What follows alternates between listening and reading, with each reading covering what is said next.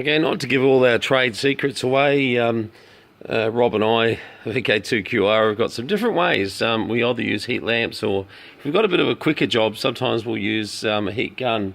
Now, these VHT products are really interesting. Now, you don't have to use it as a wrinkle product, and I'll just give you an example.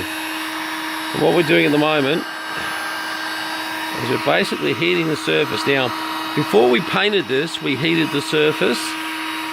This is the only way that you're going to get a Washington or Madison or anything to look like it's got that sort of finish that it originally had. Sorry, I should put the...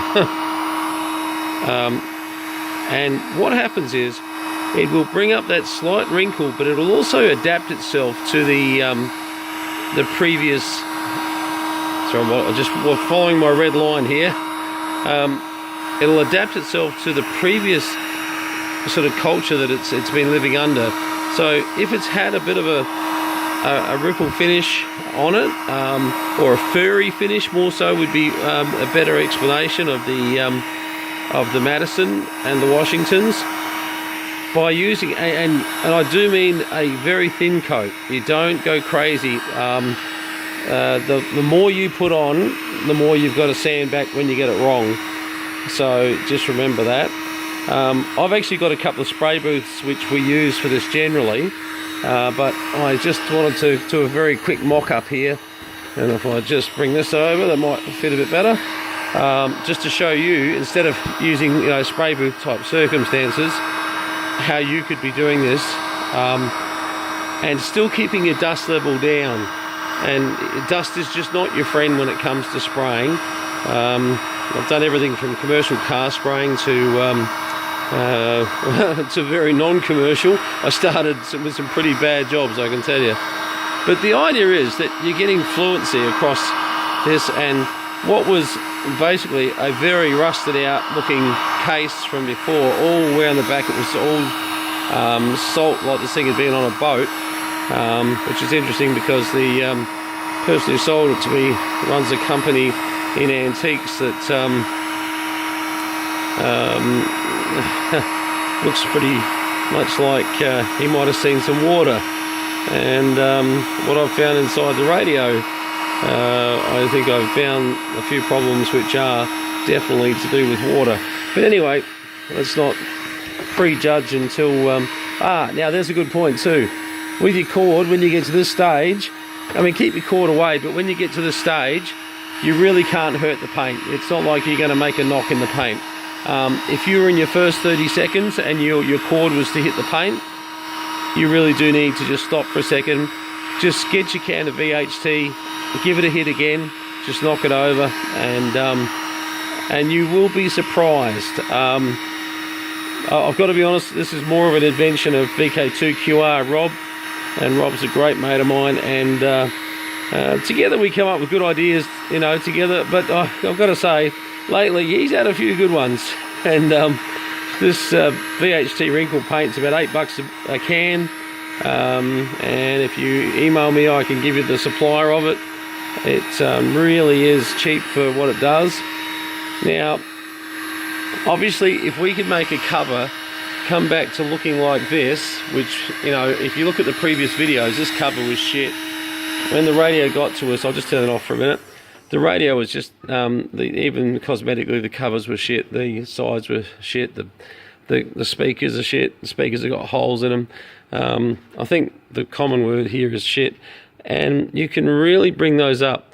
Now, we'll have a little bit of patchiness with the light in here, and what I want to do is put this under completely like a normal natural light and just double check we've got no little spots.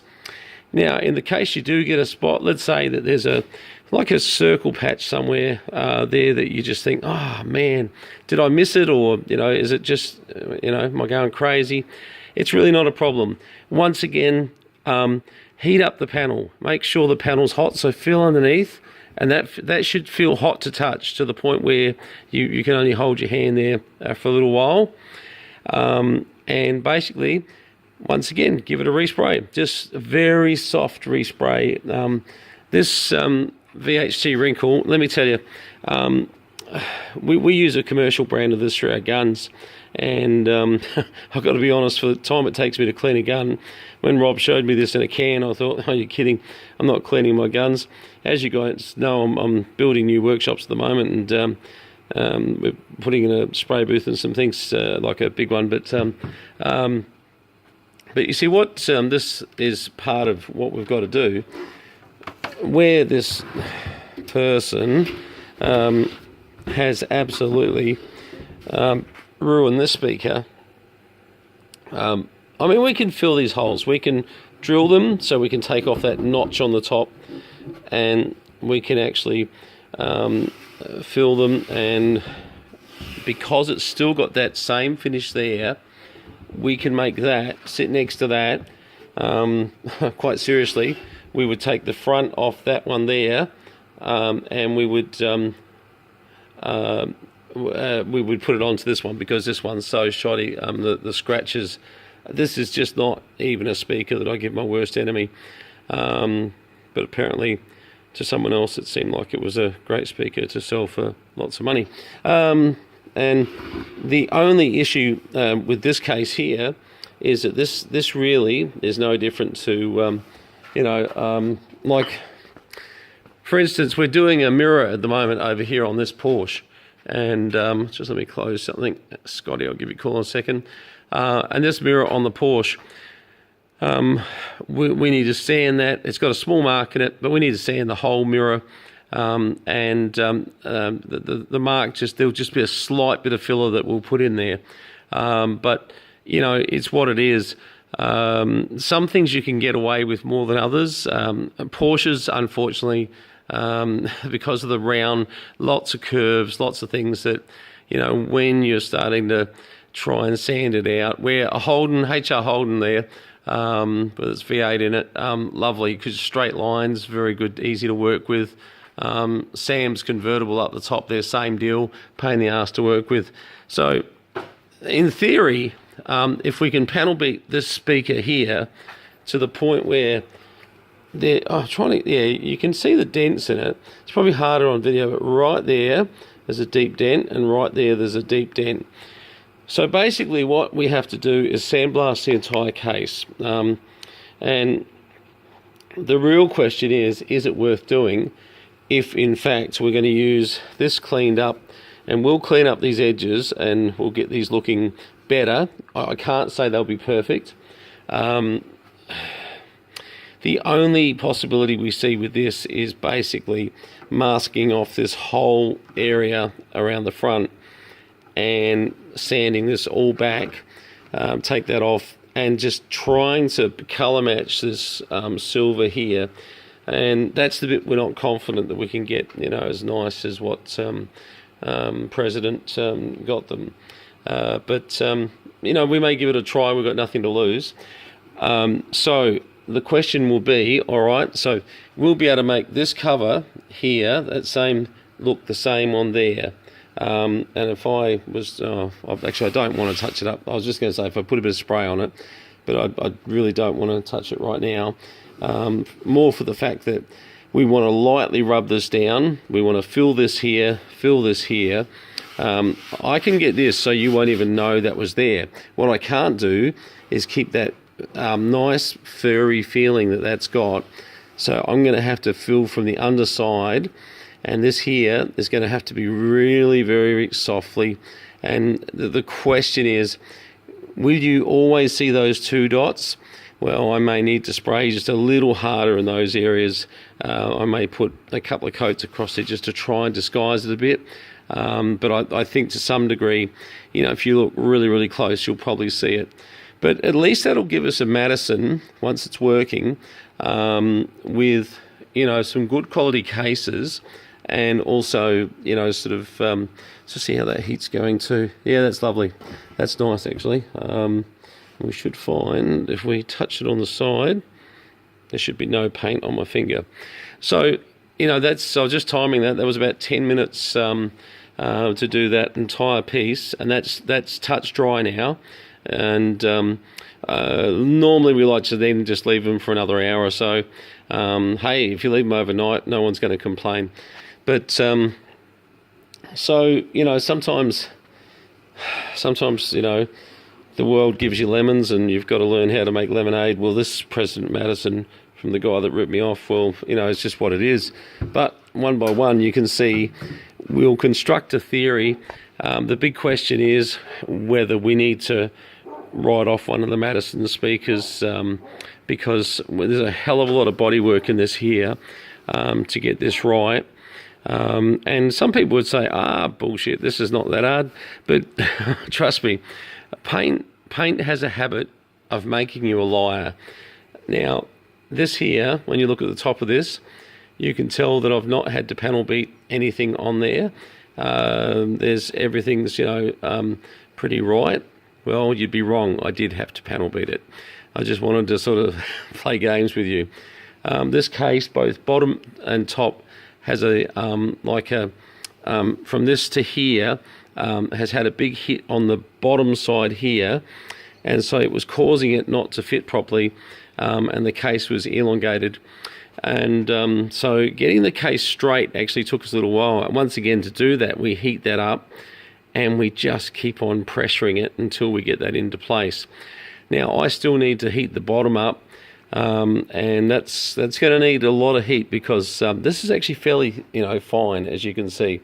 The bottom is a little bit thicker and not so easy just to muck around with. So my mate down in Koroit, or whatever that bloody place is, he's given me a bit of a harder job to do there. But look, being the bottom of the radio, let's be honest, you can get away with a lot more than you can on the top. So,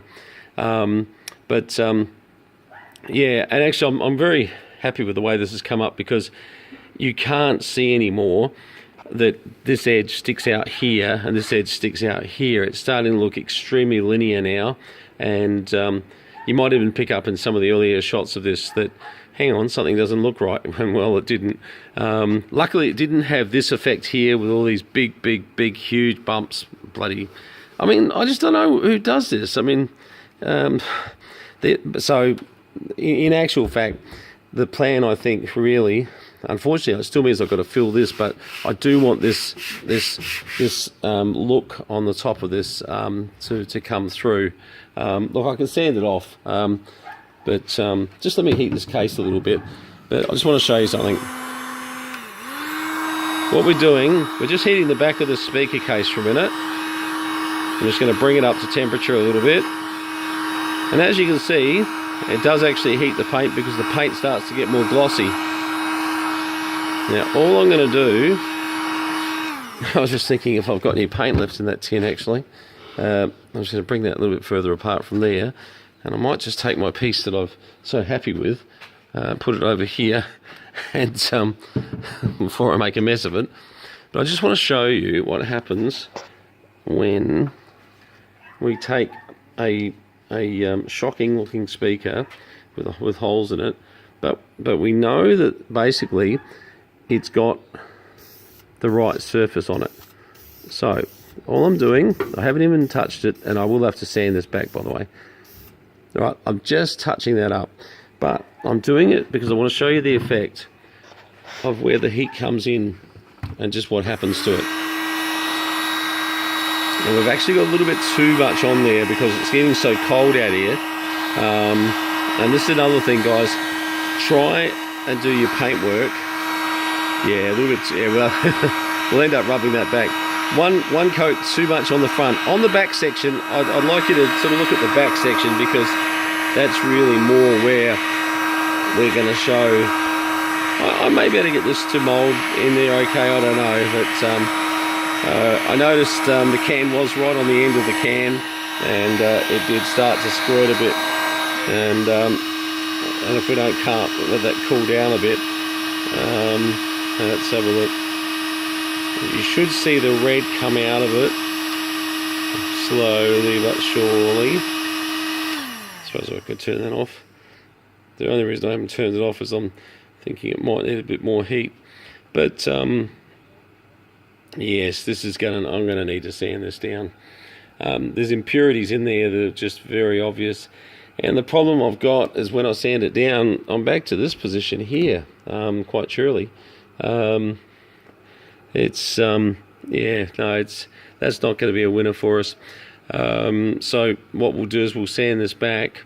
In this back corner here, if I can just get the right angle, yeah. On that back corner, that's what we're looking for, is that type of finish there. Now what I've ended up with is a bit of a mess because I just wanted to do a quick display, and there is no such thing as a quick display in spray painting. Everything's about preparation. But you know, just going back over to see how, you know, our other fella's going. I mean, just beautiful. And the thing is, it's the same textured feel that you get on a President Washington, or the likes of the President Madison, etc. So that's the deal. Even with this speaker back over here, we're going to have to very lightly sand it. We don't want to take away this furriness. We do need to take these holes. These holes have to go because they just can't exist.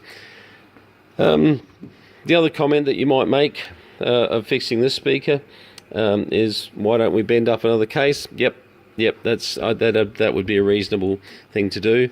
And you'd only do that if we could get a successful colour match right around the outsides of this here, because it is pretty rooted sort of right around. So, you know, that would be the trick, is getting them to look like they actually are worth putting on a new case. And in that particular case, because this has been painted 100 times by, you know, morons, this here, I see where we're getting the red light from too. Actually, let me just try something while things calm down a bit. Where is that one attached to? Over there. I was thinking, where's the red coming from? Because I was thinking, there's no red in this colour. Right, okay, all right. Look, this is still proving that we've hit it a little bit too hard in one spot here. A bit more heat might, I'll just bring this around, might sort of bring you back. But yeah, I was looking at the bloody red thinking there's red coming from somewhere, and it's my cobweb covered LED sign that's been sitting there for 2 years. It's supposed to go on one of the offices here, never did. Alright, well, actually, as that's sort of doing that,